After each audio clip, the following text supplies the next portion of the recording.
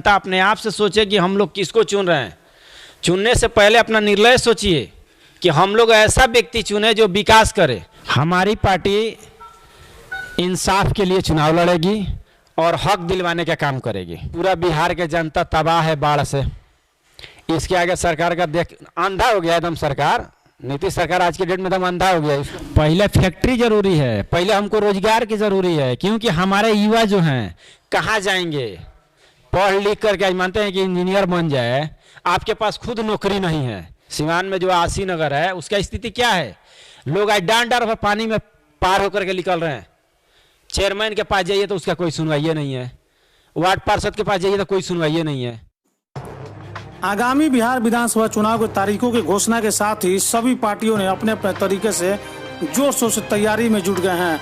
आपको बता दें कि मानवाधिकार नेशनल पार्टी के प्रदेश अध्यक्ष मोहम्मद मिट्ठू शाह ने न्यूज इंडिया तक से बात करते हुए बताया कि इस बार उनकी पार्टी 7 सीटों पर चुनाव लड़ने जा रही है, जिसमें सीवान की 5 सीटें शामिल है और गोपालगंज की 2 सीटों पर वो इस बार चुनाव लड़ेंगे।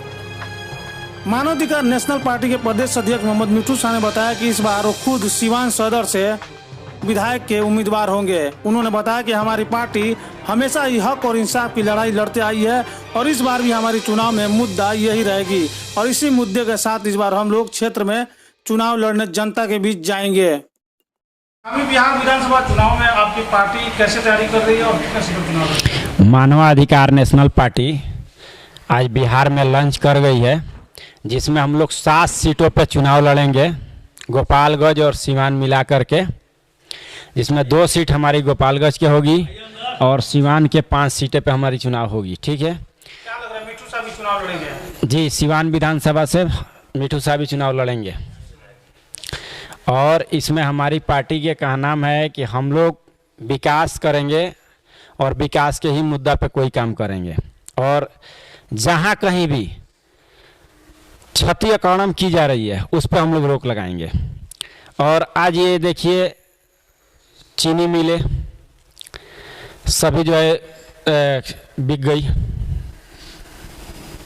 वहाँ का क्या नाम है उसका? ना सूता मिल तो खैर तो नीलामे हो गया। वो तो इंजीनियरिंग कॉलेज बनने जा रहा है, उसमें तो पता नहीं लड़के सब बच्चे सब पढ़ के कहाँ जाएंगे, उसका तो कोई अंत नहीं है। इसमें सरकार के सोचने का तो ज़रूरत नहीं, क्योंकि सरकार का तो अपना बगली भर रहा है। जनता कहीं भी जाए, किसी के खाने के 2 वक्त की रोटी नहीं है। क्या लग रहा है, पहले कॉलेज जरूरी था या पहले फैक्ट्री? पहले फैक्ट्री जरूरी है, पहले हमको रोजगार की जरूरी है, क्योंकि हमारे युवा जो हैं कहाँ जाएंगे। पढ़ लिख करके आज मानते हैं कि इंजीनियर बन जाए, आपके पास खुद नौकरी नहीं है। 12 एयरपोर्ट बेच दिए हैं, कहाँ जाके नौकरी करेगा? सब सारा चीज़ तो आप प्राइवेट कर दे रहे हैं। रेलवे जो है प्राइवेट कर दिए, ये लोग कहाँ जाके नौकरी करेंगे? यही 2 साल के लिए 2.5 साल के लिए टेंडर में नौकरी करेंगे, इसी के लिए पढ़ाई करेंगे और उसके बाद आप बोलिएगा जो है कि हम लोग विकास कर रहे हैं। जब एक पार्टी किन मुद्दों के साथ चुनाव लड़ेगी इस बार?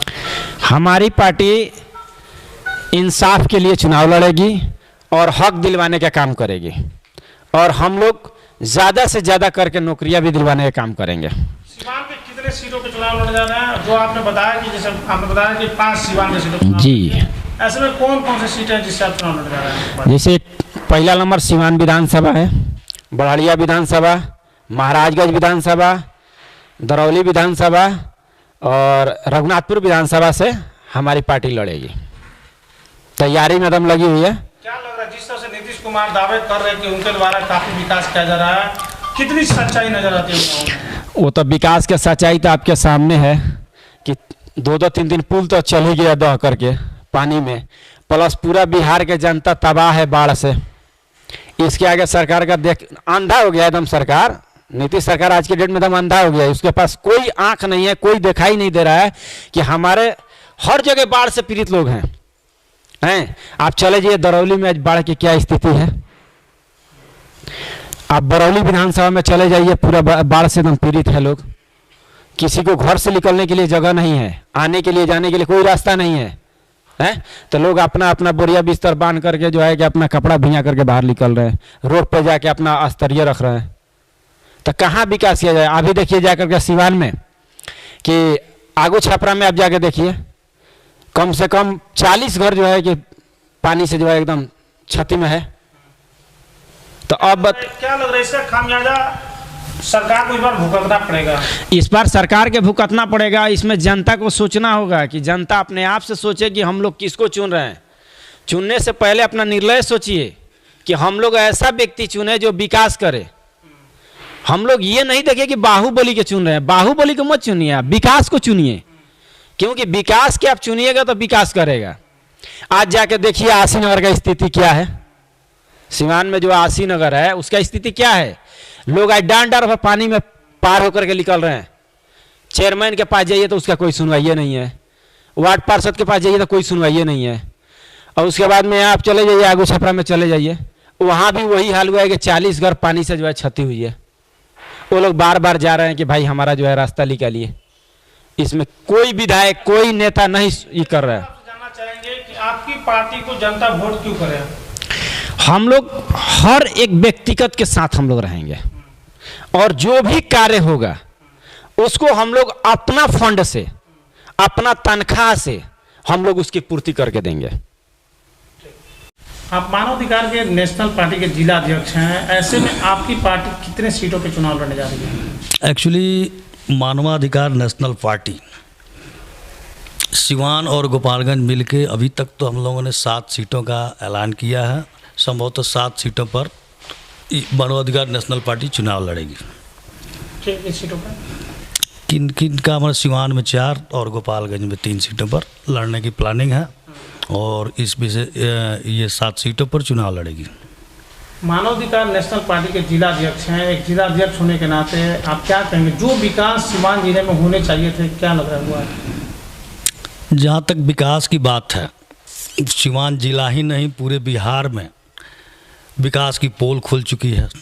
कहीं पुल दह रहा है, समझ गया ना, कहीं समझिए कि रोड ही कट चुका है। यहाँ तक कि देखा जाए तो कहीं भी ज़मीनी स्तर का कोई विकास नहीं है, समझ गया ना। सब लोग अपने सत्ता के मद में ये रहे, लेकिन इस बार जनता जो है वो सत्ताधारी दल या जो भी सत्ता में रहे हैं उनको सबक सिखाएगी। और मानवाधिकार नेशनल पार्टी खासकर गरीबों के लिए ही पार्टी है, समझ गया ना। हम लोगों का पार्टी का मेन उद्देश्य है शोषण मुक्त समाज का निर्माण करना, जितने भी शोषित वर्ग है उसको आगे बढ़ाना है और ज़मीनी स्तर पर कार्य करना है। क्या लग रहा है जो दावे नीतीश कुमार के द्वारा किए जा रहे हैं कि उन्होंने काफ़ी डेवलपमेंट किया बिहार का, कितनी सच्चाई नजर आती है? ये देखा जाए तो आम पब्लिक जान चुका है, पूरी जनता इस बात को जान रही है कि नीतीश जी की जो भी दावे हैं वो सारे खोखले हैं और खोखले साबित होंगे। इस चुनाव में वो खुद पता चल जाएगा। क्या लग रहा है आपको क्षेत्र रुझान है, जनता क्या रुझान दिख रहा है? जनता की रुझान देखकर ही तो समझिए कि हम लोग चुनाव में आए हैं ना। चुनाव में हमारे जितने भी कैंडिडेट लड़ रहे हैं, समझ गया ना, बस उन लोगों का वो एक ही मिशन होगा कि वो लोग अपने अपने क्षेत्र का विकास करें, समझ गया ना, और चुनाव लड़ें, ठीक है ना। आपकी पार्टी सिवान सदर पर भी चुनाव लड़ने जा रही है और बढ़िया विधानसभा में भी, लेकिन 2 जगह पर ये बातें आम हैं। वहाँ पे जो विधायक हैं श्याम बहादुर सिंह 15 साल से विधायक हैं, सिवान में भी जो व्यासदेव प्रसाद विधायक हैं वो भी 15 साल से विधायक हैं। ऐसे में कैसे टक्कर दे पाएंगे?